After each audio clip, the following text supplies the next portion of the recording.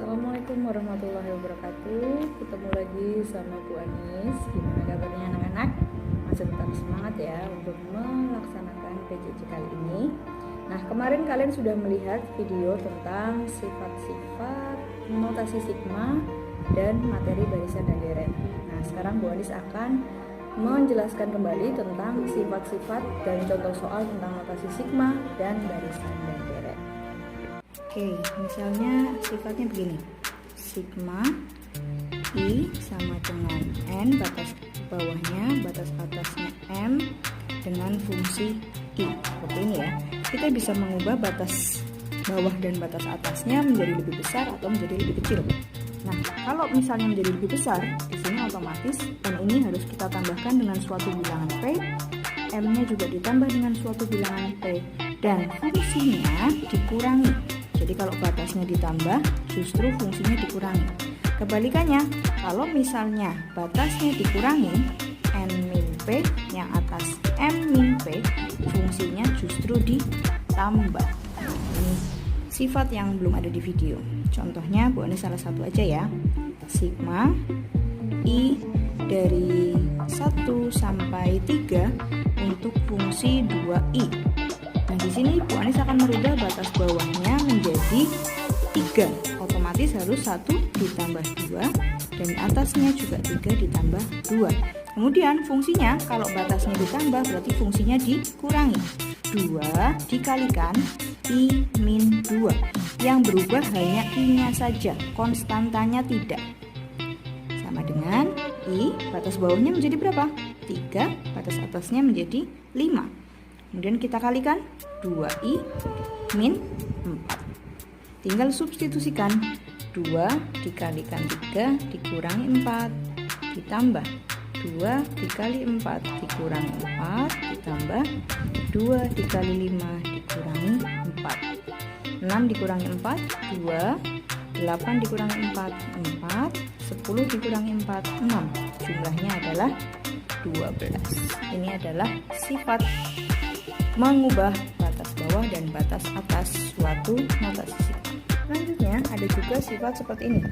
Sigma I sama dengan N, di sini M min 1 untuk fungsi I ditambah dengan sigma I sama dengan M di sini P untuk fungsi I. Dapat kita tuliskan menjadi sigma I dari N sampai P untuk fungsi I. Dengan syarat di batas bawah fungsi kedua adalah M dan batas atas fungsi pertama adalah M-1.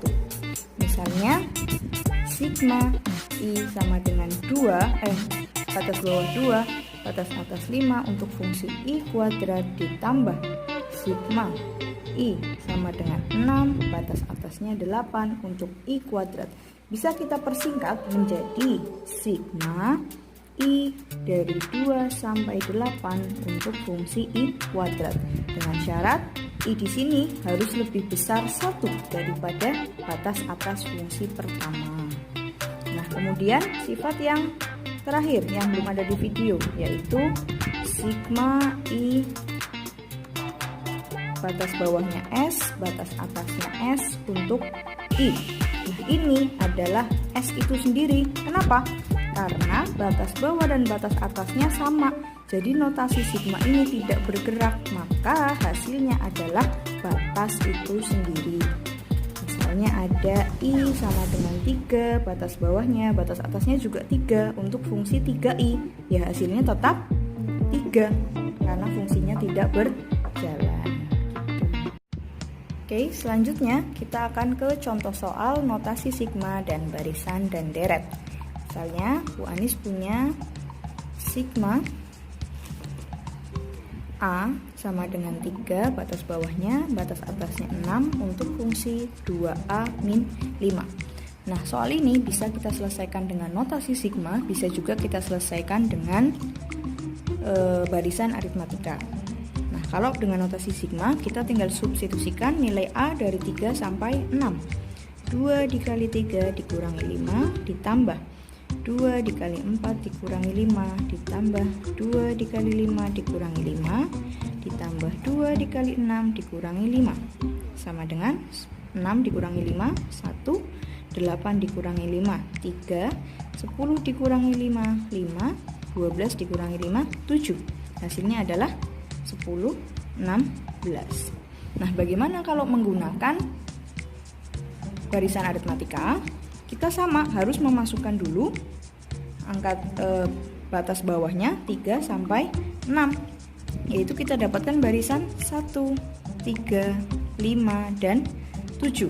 Nah, di sini kita bisa menganalisis 1 ini merupakan suku pertama atau U1. Kalau kita lihat selisihnya, 1 ke 3 ditambah 2, 3 ke 5 ditambah 2, 5 ke 7 juga ditambah 2. Berarti B-nya atau selisihnya adalah 2. Nah, kita karena notasi sigma, otomatis yang kita cari adalah deret atau jumlahnya. Jumlahnya ada berapa suku? Ada 4 suku, berarti N-nya sama dengan 4. Dan UN atau suku terakhir, suku keempatnya adalah 7. Sehingga S4 sama dengan N/2 dikali U1 plus UN.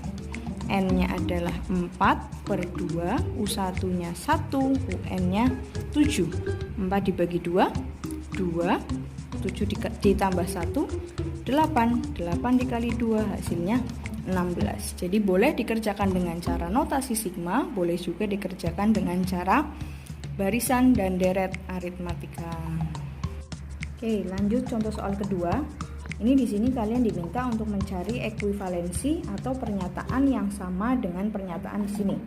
2 dikalikan sigma K sama dengan 1 sampai N untuk 2K kuadrat plus 5K ditambah 2 dikalikan sigma K dari batas 1 sampai N untuk K plus 3 kemudian ditambah dengan 3N. Ini antara ini berpisah ya, antara 3N dan yang 2 dikalikan ini berpisah.